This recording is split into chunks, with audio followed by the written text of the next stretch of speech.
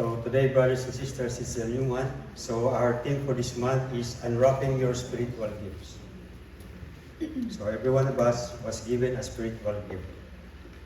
So our text for today is in 1 Corinthians chapter 13, the love chapter. And the title of my message is The Supremacy of Love Over Spiritual Gifts.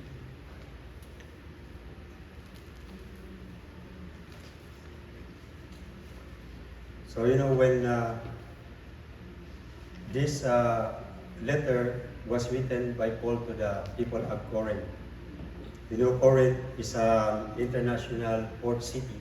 And it's a crossroad. So all the different nationality, race go there. So it's a melting pot. But it's also a religious place. And there's a huge temple of the Greek goddess Aphrodite in that place.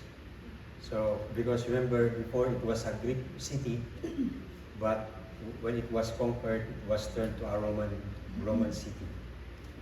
And there's a temple, and having sex in temple is a common place. There are prostitutes on the temple. It is an immoral city, and sex was normalized, just like today in some places. And that city was under the Roman law, and because it's one of the provinces and city of the Roman Empire.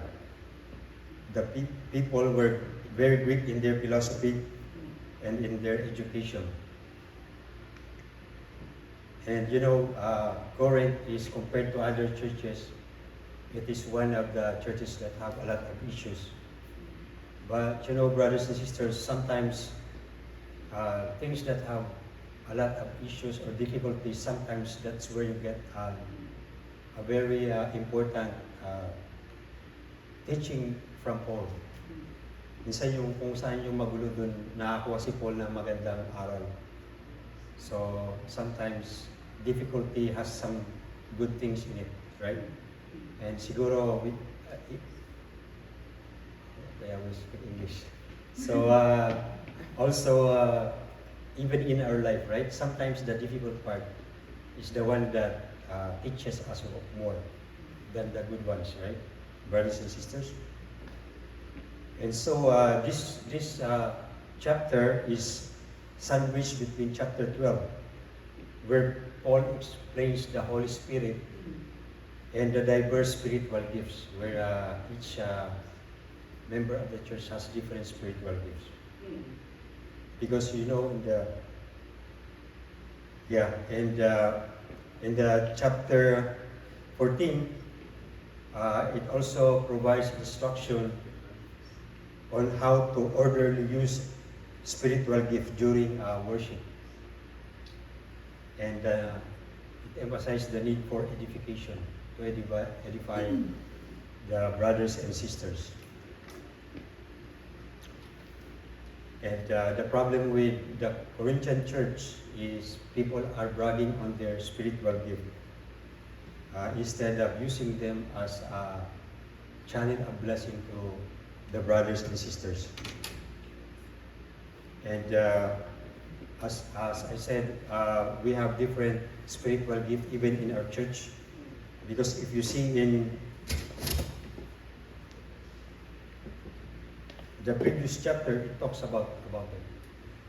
So let us all stand and let us read 1 Corinthians 13. If I speak in the tongues of men or of angels, but do not have love, I am only a resounding gong of a clanging cymbal. If I have the gift of prophecy and can fathom all mysteries and all knowledge, and if I have a faith that can move mountains, but do not have love, I am nothing. If I give all I possess to the poor and give over my body to hardship, that I may boast but do not have love, I gain nothing. Love is patient, love is kind, it does not envy, it does not boast, it is not proud, it does not dishonor others, it is not self-seeking, it is not easily angered, It keeps no record of wrongs. Love does not delight in evil, but rejoices with the truth. It always protects, always trusts, always hopes, always perseveres. Love never fails, but where there are prophecies, they will cease. Where there are tongues, they will be still. Where there is knowledge, it will pass away. For we know in part, and prophecy in part, but when completeness comes, what is in part disappears. When I was a child, I talked like a child. I thought like a child and reasoned like a child. When I became a man, I put the ways of childhood behind me. For now we see only our reflection as in a mirror. When we shall see face to face, now I know in part, then I shall know fully, even as I am fully known. And now is three remain: faith, hope, and love. But the greatest of these is love. Let's pray. Lord, thank you for today. Thank you for the message that we will receive. Open our heart, Lord. Give us wisdom and understanding, Lord, so that we will fully understand your message today for us. This we pray in Jesus' name. Amen. Amen. So let us all be still.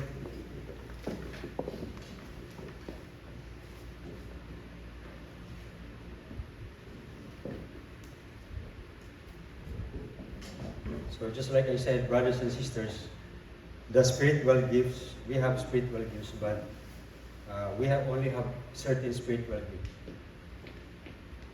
Just like the previous chapter, it talks about Paul talking about how the body of Christ, each one of you has part of it. So in the previous chapter, in 1 Corinthians 12:28, it says, God has placed in the church, first of all, apostles, second, prophets, third, teachers, then miracles, then gifts of healing, of helping, of guidance, and of different kinds of tongues. Are all apostles? Are all prophets? Are all teachers? Do all work miracles? Do all have gifts of healing? Do all speak in tongue? Do all interpret? Now eagerly desire the greatest good. So here, brothers and sisters, Paul is just saying that we have different gifts given to us by the Holy Spirit. So one may have a different gift than the other. That's why, to Paul's question, are all apostles? No, right? Or do all speak in tongues? No. So in other words, brothers and sisters, each one of us was given by God a special gift. And so, what are those different spiritual gifts in the Bible? So that we will understand. Because we talk about spiritual gifts, so we have to know what it is, right? So one author has divided spiritual gifts into three. The first one is the miraculous gift. And one is apostleship. So during the time of Jesus, we have the apostles, and which means sent out. So it describes the 12 disciples commissioned by the Lord Jesus Christ. So sila yun, mga apostles. Another gift is the tongue, the speaking in tongue. It's like it's a ability for us to fluently speak or understand a certain human language. Because no time nila, there are so many different languages. And one of the gifts that was given to the people of God was to speak in tongue. So some say that probably the miracle is the ear instead of the tongue. Because say me, if I speak in right now, when you hear it, it is translated to your own language. So also, another gift, according to the Bible, is the interpretation. You know, when we read the text, sometimes it's hard for us to understand, right? But this is a gift given by God to cover the specific passages that the author wants to convey. Right? Minsan pag binasa natin, kailangan ulit-ulitin natin. But Interpretation is a gift. We also have miracles. So these are extraordinary events that we cannot uh, explain, but it's attributed to divine intervention. So ibig sabihin, ang Diyos is from God. And also healing is a process of returning to a state of wholeness. For example, if we are sick, so healing, we have people who are sick and then they are healed. And it's attributed to the work of the Lord, where a person is sick and then he got healed. Amen, brothers and sisters, so that is a gift. So another one category is enabling gifts. One gift is faith. It is the complete trust or confidence in someone. So in our case, our trust in the Lord. Amen? Our personal belief in God. Another gift that we can have is the discernment. It's our ability to understand and evaluate matters with clarity. So here, we can understand the truth from falsehood, right? Because sometimes there are so many religions and people can say things to us and we can get confused, di ba? Iba-ibang religion tell us, if we do, we can get confused. And we have wisdom, the ability to apply one's knowledge and experience with deep understanding to make a sound judgment. So that's why sa atin, the older ones have more wisdom because based on their experience in life, so they have gained a lot of wisdom to know or discern what to do in situation, right, brothers and sisters? And knowledge. Knowledge is how we become familiar or aware or understand some facts, right? So marami sa atin may mga iba-ibang profession, right? So you have more knowledge of your profession. Say if you're an accountant or a doctor, right? So you have more of those knowledge. So those are things that is acquired through skill or education, right? So sa mga APIs, so that are things you acquire through education. And the third category is that team gifts. So this is evangelism. You have the passion to lead others to the saving knowledge of Christ. So you have the desire to teach others about salvation, right? So according to the Bible, that is a gift. A prophecy, proclaiming God's truth. So this is not foretelling the future, but proclaiming God's truth. And also teaching. You know, when we teach, we make clear the truth of God's word with simplicity and accuracy, right? Because tayo, mga naging student, we become student, right? Sometimes some teacher will explain, and sometimes instead of you understanding, it becomes more confused, right? But here, teaching is a gift where God's word is explained in simple words and accurately. Amen, brothers and sisters? Another one is exhortation. It's when we motivate others to action. Remind others for our purpose. Shepherding, when we oversee, train, or feed people with God's word or leading them. So that is also a spiritual gift. Serving, provide practical help for both physical and spiritual. So a lot of us have that passion to help, right? Either to help a neighbor or to help a friend to fix something, to fix the car or anything else. So according to the Bible, that is a gift. Mercy showing, identifying with the comforting those and comforting those in need, right? So when you have that gift, you can empathize with people and see who are in distress, and you can give a comfort, right? So were you in distress? And isn't that amazing when someone encourage you, right? Or comfort you? Don't worry, God will provide, or God will be there for you. Amen, brothers and sisters? And giving, releasing material resources to further the work of the church. So lot of us, or all of us, are giving people. And you know, there are some people who are really inspired by the Holy Spirit that they can give more. Right? If you see, probably you see that where some people, they donate big things, like even a building for a church, right? So those are spiritual gifts according to the Bible. Administration.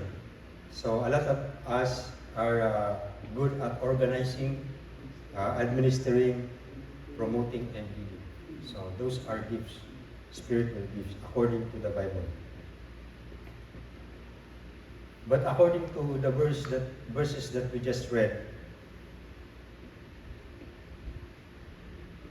all these spiritual gifts are good, right? For helping our other believers. But according to 1 Corinthians 13, without love, gifts like prophecy, tongues, and knowledge are rendered meaningless. Love provides the selfless motive for exercising this gift to build up the church. Right, brothers and sisters? Because here in verse 1, the necessity of love. It says, if I speak in the tongues of men or of angels, but do not have love, I am only a resounding gong or a clanging cymbal. So, in other words, even if we are a good speaker, if a great speaker, even if I am eloquent, but my only goal is to please you so that I will look good. According to Paul, it's like a clanging cymbal. So you know what a cymbal is? So it's good if the cymbal has a drum and other with it, but it is by itself. It's like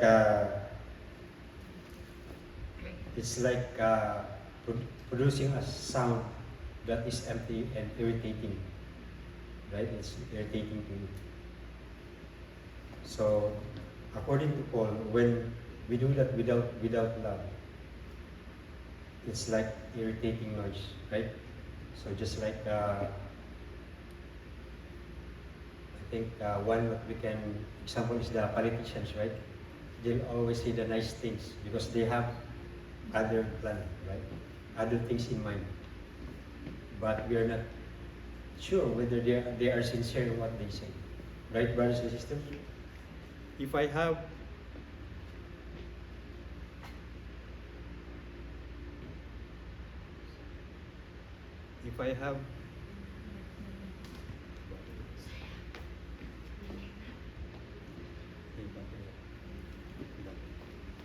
sorry, I'm just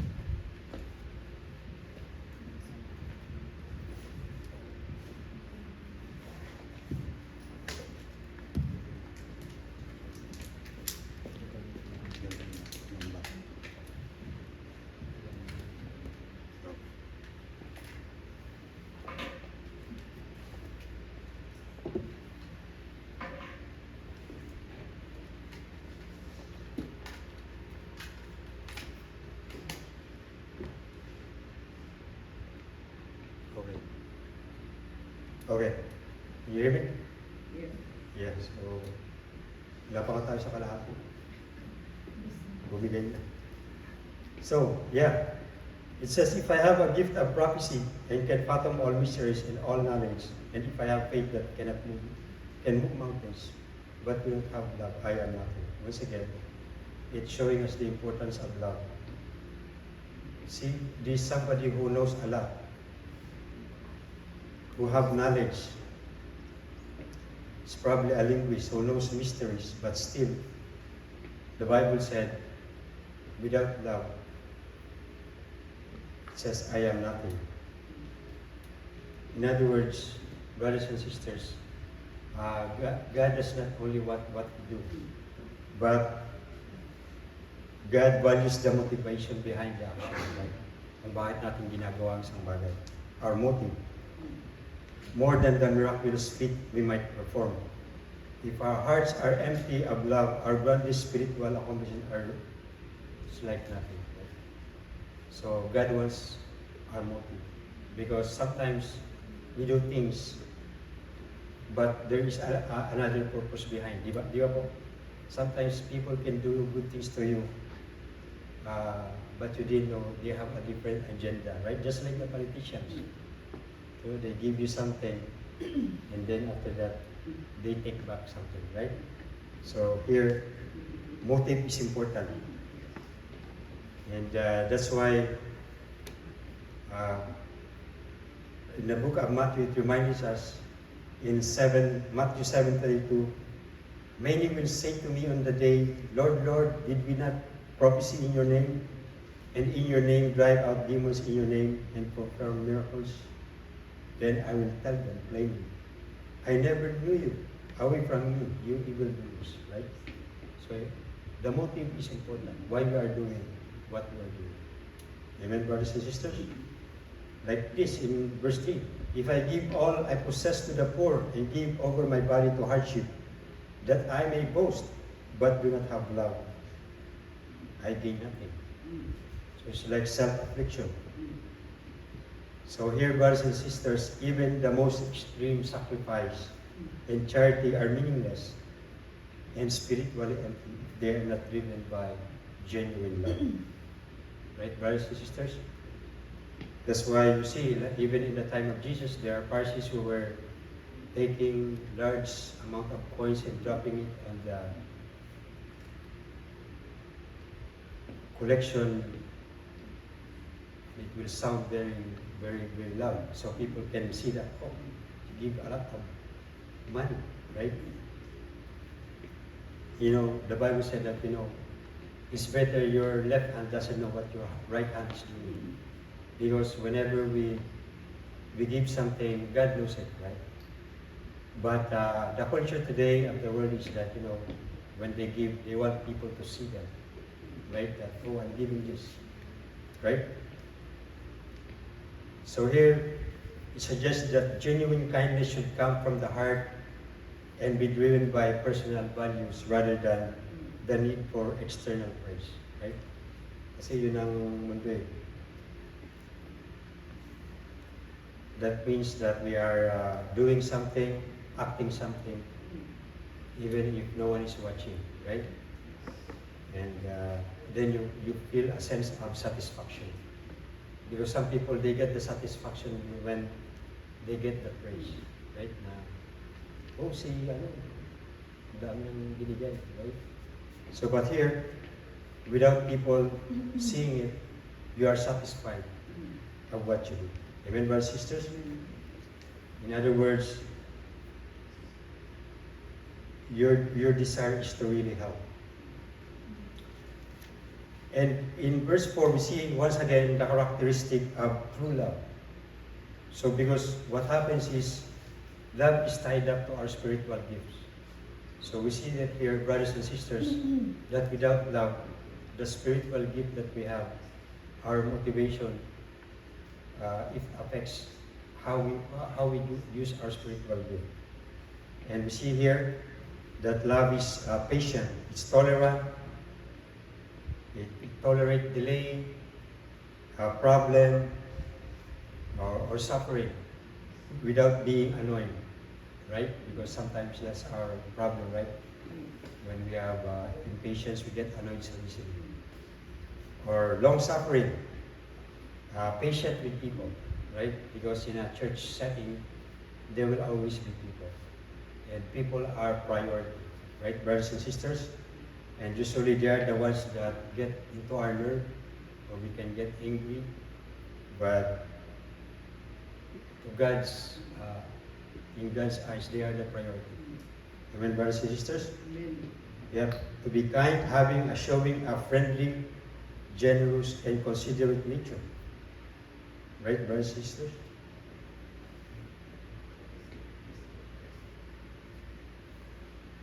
just like the Lord Jesus. Jesus died for people, right? So he gave the most importance to people. And one way for us to love God is not only to love God, but to love other people, showing that we really love God. Amen, brothers and sisters? Another one is covetousness. You know, it pains us when we see others succeed. But what we have to desire is to celebrate with them their success, right, brothers and sisters? Or boast, talk with excessive pride and self-satisfaction of one's achievement. Yeah, we can have that, but if we sum it all up, we are all the same. Without the Lord Jesus, we are nothing, right? Proud or arrogant, having excessive high opinion of oneself and importance, right? What we have to do is to love people and not look down on them. Amen, brothers and sisters? Amen. It does not dishonor others. It is not self-seeking. It is not easily angered. And it keeps no record of wrongs. Self-seeking means you have concern for one's welfare and interest before those of others, right? So it's yourself first before others. But we see the example of the Lord Jesus where he served others first. And it is not resentful. It does not keep a record of wrong. Because our tendency is to keep a record of wrong, right? To hold on to hurt feelings against those who have mistreated us. But it will happen to us, right, brothers and sisters? The Lord Jesus Christ was mistreated so much. And it is part of life because we are in the not so fair world. Because we are in a fallen world. Right, brothers and sisters?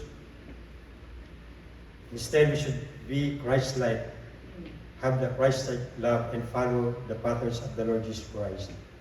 In Ephesians 4:32, be kind and compassionate to one another, forgiving each other, just in Christ God forgave you.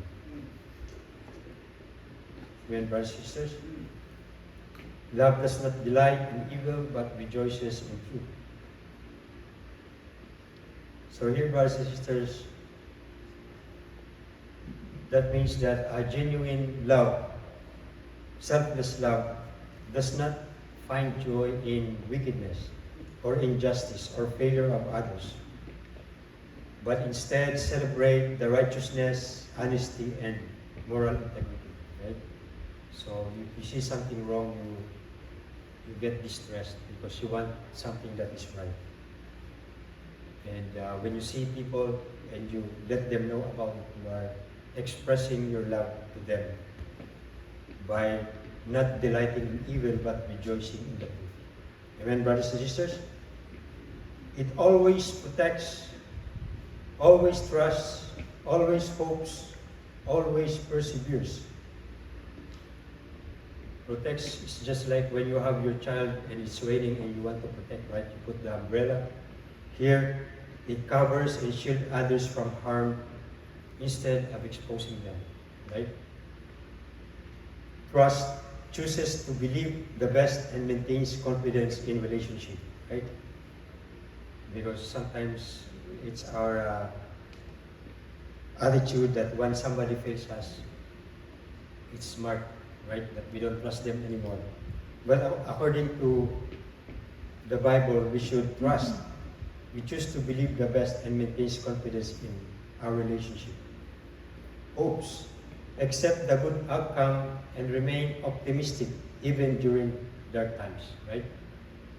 Because sometimes we get hopeless because of sickness or some trouble, relationship, financial, things like that, right?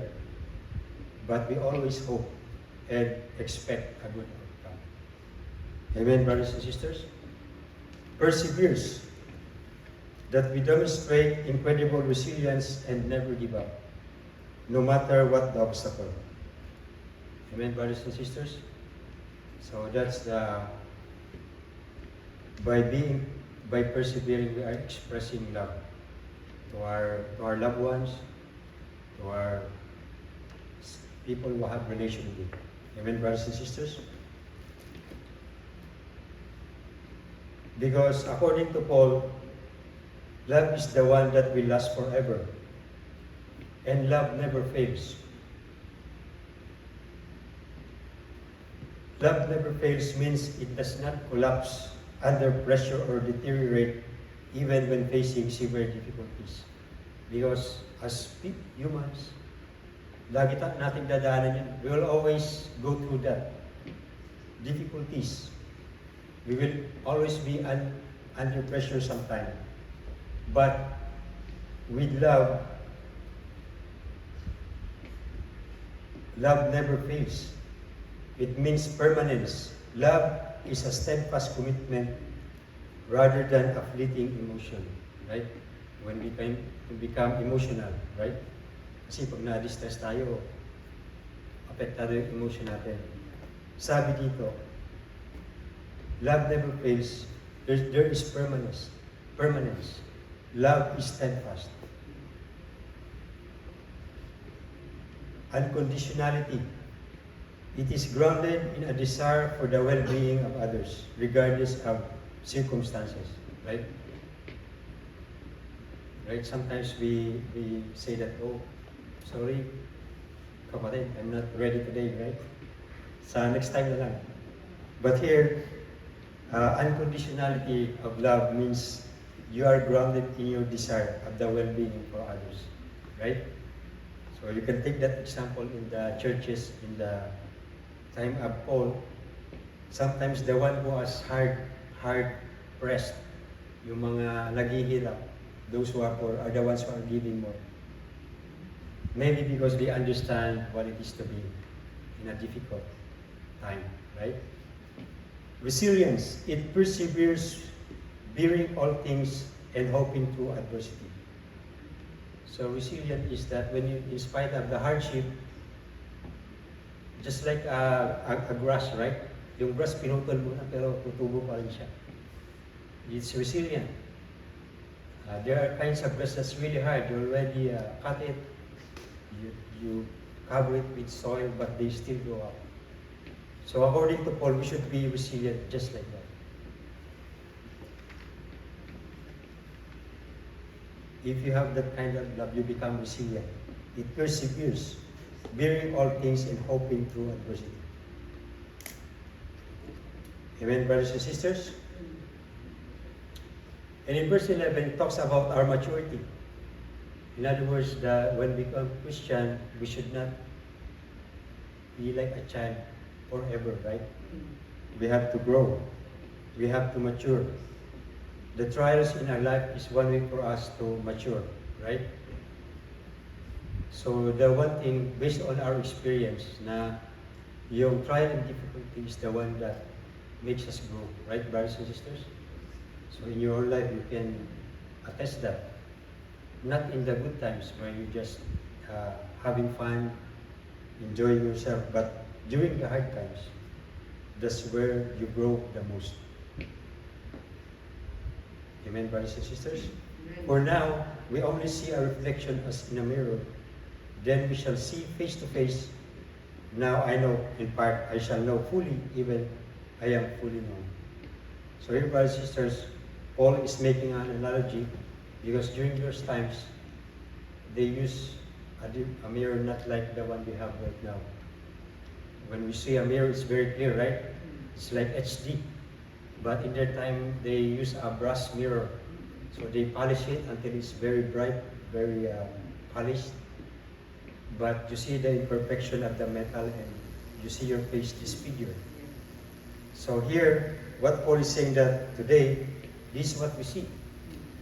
That's the spiritual truth that we see, and they are imperfect because of our fallen nature. They are veiled. Or just like a child that cannot fully comprehend the complexities of the adult world. We cannot fully comprehend God's infinite ways. But there will come a time when we came face to face with God, where we will understand. Right? Pag nandun na tayo, face to face with God, we will understand. And there will no longer need for special gift because it will become common to us. Ngayon, nasa mundo pa tayo, we need the spiritual gift. But over there is no need. Because it's already in heaven, right? Brothers and sisters? So now these three remain: faith, hope, and love, but the greatest of these is love.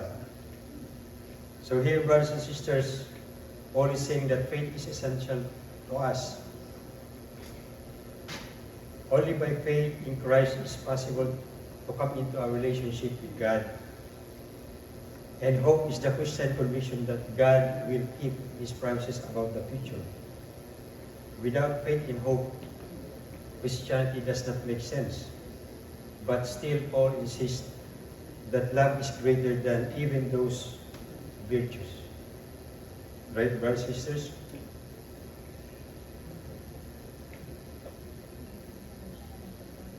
Paul's bottom line in this chapter is that, of course, faith, hope are more important than spiritual gift, and love is greater than the faith and hope. Spiritual gifts are essential for the church to grow, but the Corinthians had put too much emphasis on them as evidence of personal achievement. The gifts must be applied with love, or they become meaningless or even destructive. Amen, brothers and sisters? In other words, love is the ultimate because it is the eternal and reflects the very nature of God. Amen, brothers and sisters? So how do we apply this now in our conclusion, brothers and sisters, to the one that we just discussed? It discussed about the supremacy of love. The spiritual gifts like the prophecy, the speaking in tongues, and faith are meaningless and offer no lasting spiritual value if they are not motivated by love. Amen. Right, brothers and sisters? So the motive is important.